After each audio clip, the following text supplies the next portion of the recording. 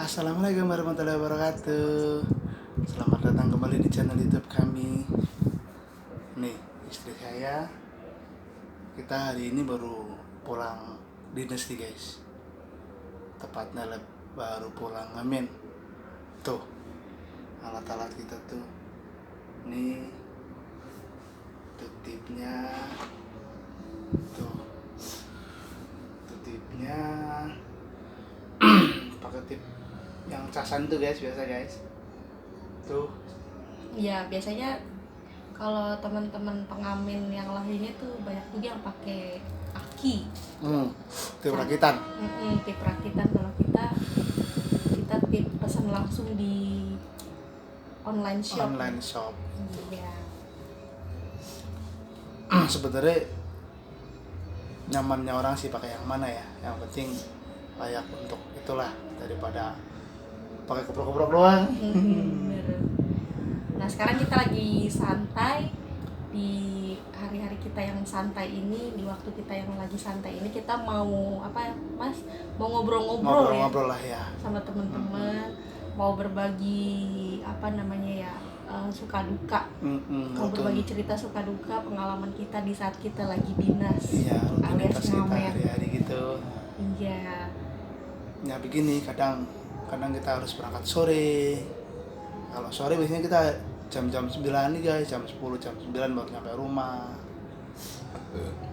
Iya. Kalau pagi biasanya jam 11, jam 12an lah nyampe rumah pagi. Kebetulan kita baru jalan sore tadi sekitar kita start dari rumah berangkat jam 4 kayaknya deh. Ya habis asar Jam lah. 4-an ya? Iya.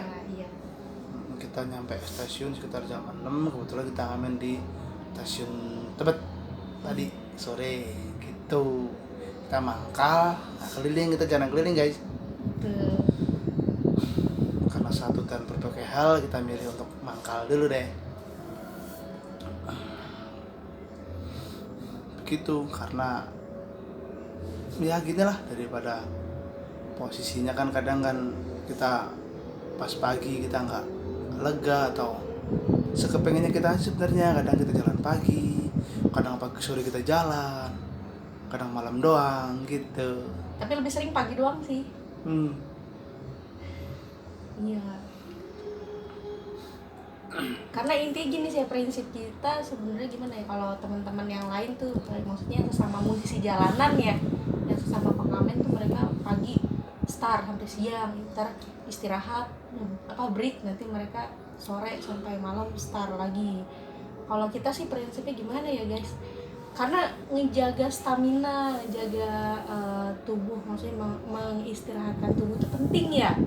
Gitu. Jadi kalau orang Jawa bilang jangan terlalu ngoyo gitu ya kalau kita sih. Tapi bagus juga sih buat mereka-mereka yang kerja terus full, hampir kerja setiap hari gitu kan. Berarti mereka ulet ya Mas ya.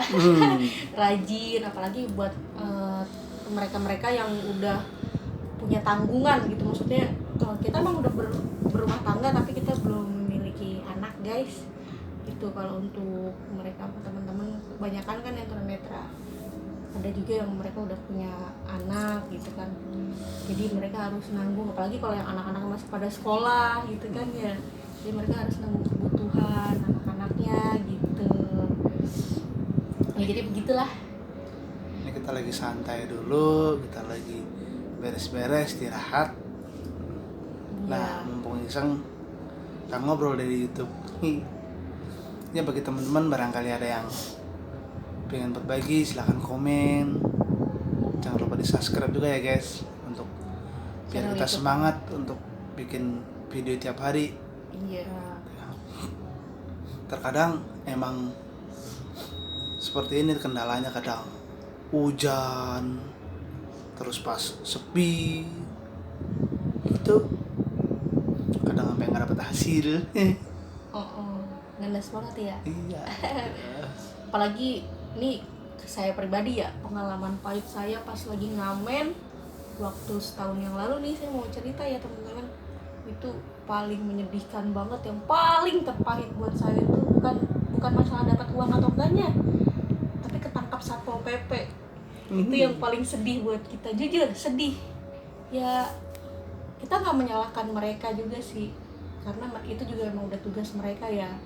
Tapi gimana, kita juga kan nggak bisa bilang pekerjaan kita juga salah, karena memang kita merasa pekerjaan kita nggak salah karena kita kan melakukan pekerjaan yang halal. Gitu. Nah gitu guys, jadi pekerjaan kayak kita juga ini ada risikonya. Risikonya itu dianggap dipandang bagi, sebelah mata juga bagi mereka yang nggak tahu, yang masih awam. Dianggap bagi para petugas-petugas terkait mah itu termasuknya PMKS. Iya. PMKS itu penyandang masalah kesejahteraan sosial. Nah, iya Pak, teman-teman semua pasti udah tahu lah ya. Nah, tapi oke lah kalau memang kita dianggap PMKS. Nah, kira-kira untuk khususnya untuk pemerintah dinas sosial gitu ya, kira-kira ada solusi nggak buat kita gitu? Kalau memang kita nggak boleh melakukan pekerjaan ini, pekerjaan apa yang harus kita lakukan gitu? Jadi ya ini kita bukan, agak sedikit melenceng ya, kita bukan membahas tentang pekerjaan pengamen aja ya. Untuk pekerjaan kayak bapak-bapak, ibu-ibu yang pekerjaannya mulung gitu kan, itu kan mereka juga kan bekerja dari hasil pekerjaan yang mereka capai kan, jadi itu kan didaur ulang gitu kan. Tapi kalau untuk pengemis, maaf ya, kita setuju sih kalau untuk pengemis, karena kalau saya bilang sih ini, mohon maaf ya, bukan kita menyinggung apa sih namanya, bukan menyinggung pekerjaan bapak-bapak, ibu-ibu yang melakukan pekerjaan ngemis, bukan ya. Tapi kalau memang ada pekerjaan lain, maksudnya kenapa nggak dikerjakan gitu kan? Apalagi kalau badan masih sehat. Tapi kalau semua itu dilakukan karena terpaksa, itu lain cerita ya. Situasi kondisinya kan lain kadang. Iya. Kalau kayak kita ini mungkin bagi beberapa orang masih ada yang berpendapat pekerjaan kita sama seperti pengemis. Tapi kalau kita merasa kita nggak ngemis ya Mas ya. Iya dong. Kita jual suara gitu. Kita walaupun itu berusaha untuk bertanggung jawab dengan apa yang kita lakukan. Iya. Kita nggak semata-mata mengharapkan rupiah. Kita juga harus walaupun seadanya tetap gimana caranya biar dengerin orang enak lah ya. Iya. Kita jual suara dan kita nggak memaksa orang untuk memberi sama kita gitu kan ya. Kalau kita diberi ya kita alhamdulillah, enggak juga nggak masalah gitu kan. Dengan adanya orang memberikan apresiasi pada kita pun di saat kita lagi dinas tuh udah seneng ya. Misalnya kayak semangat ya gitu, tanpa dia memberi apapun gitu ya, istilahnya dalam artian tanpa memberi rupiah pun kita udah seneng. Apalagi kalau pas kita lagi ngamen ada orang ikut nyanyi pas lagi lewat pengunjung di pasar gitu kan ya, pengunjung di stasiun, itu kita udah seneng, beneran asli kita udah seneng gitu. Kadang daripada ini dukanya ya saya cerita ya, daripada ada orang yang memberikan rupiah gitu sama kita, tapi dengan apa maksudnya, dengan nada dan intonasi yang kurang, dengan baik, sikap yang tidak mengenakan gitu. Mendingan nggak usah kalau menurut kita sih. Terkadang ada yang ngasih duit tapi nggak layak pakai, Iya. ada yang ngasih struk belanjaan. Oh iya tuh bener, ada yang masukin struk belanjaan juga tuh guys di di tempat istilahnya di kantong lah gitu ya, di kantong duit kita itu ada juga yang masukin struk belanjaan. Waduh, kadang kita berpikir gini, ini kantong kita sampah kali ya gitu ya Mas ya. Kadang berpikir gitu, tapi kita berusaha untuk berpikir positif. Ya mungkin dia lupa kali ya, tapi kan kayaknya kalau lupa nggak mungkin, kita hampir sering juga ya Mas ya. Sering, iya. Kadang kan kita nggak tahu juga di lokasi yang sama, entah itu orang yang sama kan kita nggak ngerti gitu. Tapi kita selalu untuk berpikir positif gitu. Maaf ya guys, kondisi kamar kita berantakan. Iya. Ya ginilah seadanya. Yang penting kita berusaha untuk berbagi, sharing cerita kehidupan kita sehari-hari. Semoga ada manfaatnya, ada hikmahnya, ada pelajaran yang bisa kita ambil dari kehidupan kita pribadi. Begitu, syukur-syukur bisa menginspirasi bagi teman-teman. Iya. Minimal untuk membuka wawasan teman-teman di sana tentang disabilitas, tunanetra terutama. Dan gimana sih keseharian tunanetra, gimana sih pekerjaan apa aja sih yang umumnya dilakukan tunanetra. Betul. Gitu. Iya, dan seperti mungkin video yang pertama kali saya juga udah pernah cerita ya sama teman-teman, kalau pekerjaan kita tuh sebenarnya bukan hanya ngamen ya, tapi kita juga bisa massage. Alhamdulillah guys, kita ada skill. Iya. Kita pernah diikuti pelatihan selama 3 tahun di dinas sosial. Alhamdulillah cukuplah itu untuk bekal kita ya. Iya, Cuman dalam kenyataannya kan kita kan belum bisa untuk mengandalkan satu pekerjaan itu. Iya. Jadi makanya kita mau nggak mau harus tetap survive kan dengan apa, dengan kehidupan kita yang harus terus berjalan. Yang mana yang ada aja dulu. Gitu. Iya. Kalau saya ya saya melakukan pekerjaan ngamen ini dari sebelum saya married gitu. Dulu awalnya kalau suami saya mah dia masih belajar ya, karena kan suami saya ini kalau perlu diketahui sama teman-teman, dia tunanetranya belum lama ya, sekitar berapa, 4 tahunan ya mas ya? 5 lah. 5 tahun. Kalau saya kan dari lahir. Nah kalau suami saya ini dulu semenjak dia tunanetra, dia menggeluti belajar di bidang pijat, massage ya. Nah waktu itu pas kenal dengan saya itu ya posisinya emang saya udah kerja ngamen gitu, dan saya udah pernah jelasin nih ceritanya sama suami saya, mas pekerjaan saya ngamen gitu. Terus suami saya bilang, oh nggak masalah gitu, malah mas nanti kalau ke Jakarta pengen ikut ngamen, nyoba kata gitu. Awalnya saya mijit. Nah semenjak waktu itu pandemi baru-barunya datang tuh kan, ini bener-bener pengangguran di mana-mana ya. Iya, perusahaan juga banyak yang bangkrut kan, perusahaan. Terus saya juga kerja dulu. Saya dulu kerja di satu klinik pijat dulu. Saya masih ikut orang. Nah, karena sepi, sedangkan saya makan harus nanggung sendiri gitu kan ya. Memang waktu pas baru-baru pandemi itu dari pihak yang punya perusahaan klinik pijatnya mau menanggung makan, tapi kan kebutuhan kita sehari-hari bukan cuma makan, tapi kita ada kebutuhan yang lain. Ya udah, dulu saya sempat bingung tuh, dulu saya harus ngapain ya, pandemi lagi begini, maksudnya sedangkan selalu diperingatkan untuk di rumah aja gitu kan ya, sedangkan kebutuhan semakin bertambah gitu kan. Aduh bingung ngapain. Akhirnya saya coba-coba tuh, tapi sebelum itu saya nggak ngamen dulu nih teman-teman, tapi saya jualan dulu. Saya pernah jualan keripik singkong balado, pernah Tisu masker juga pernah. Jualan pengharum ruangan. Tapi pas itu ada salah satu teman pengamen yang bilang, teman musik jalanan, dia bilang coba deh kerja ngamen gitu ya.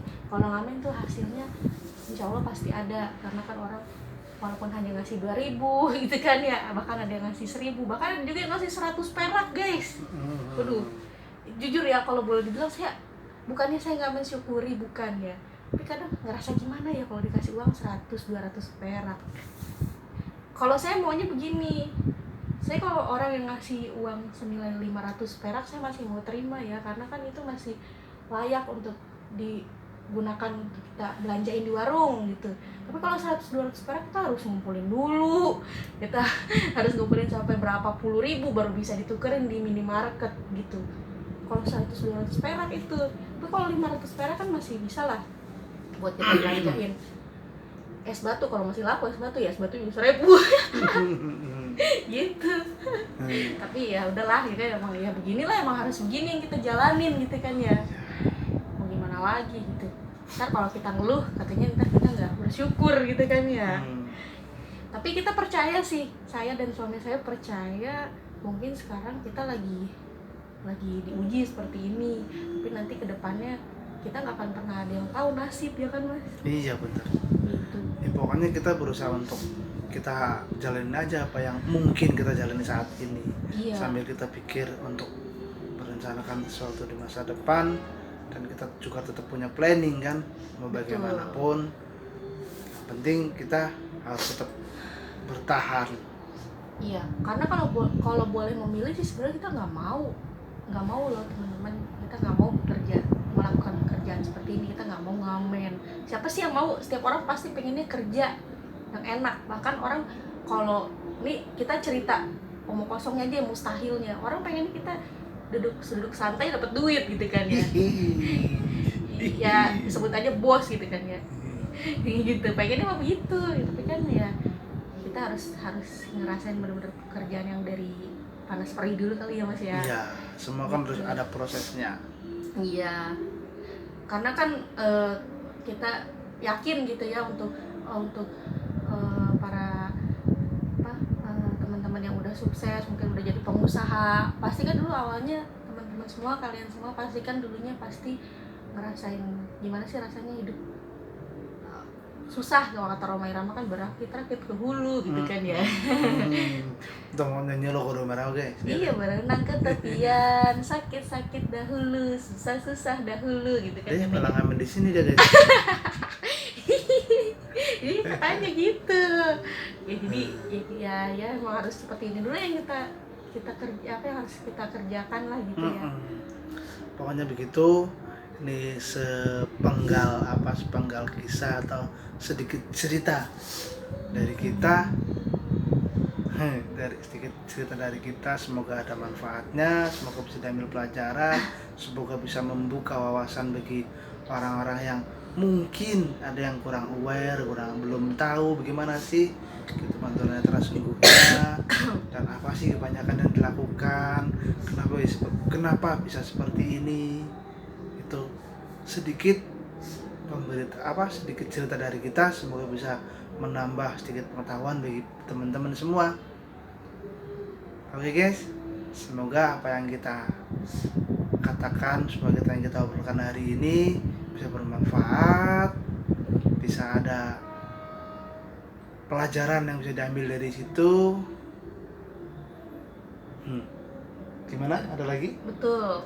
Nanti insya Allah ya mungkin besok kita akan kita akan kasih lihat ke teman-teman di saat kita lagi ngamen ya, di saat kita lagi dinas, nanti kita akan berbagi ke teman-teman semua ya. Pokoknya kita akan berbagi insya Allah kegiatan, nggak selalu ngamen sih, kayak seperti yang video saya pertama kali kita bilang tuh, kita akan berbagi apa aja di saat kita lagi kegiatan di rumah, sedangkan kita lagi main, lagi kumpul sama teman-teman, lagi kerja, insya Allah jadi biar bisa buat informasi bagi teman-teman. Syukur-syukur bisa nambah wawasan, bisa nambah oh ternyata begini, ternyata begitu. Ya betul. Ya jadi ya mungkin kalau untuk hari ini sekian dulu ya. Oke. Obrolan kita gitu. Sampai ketemu lagi di video selanjutnya ya guys. Selamat malam. Bye bye. Assalamualaikum.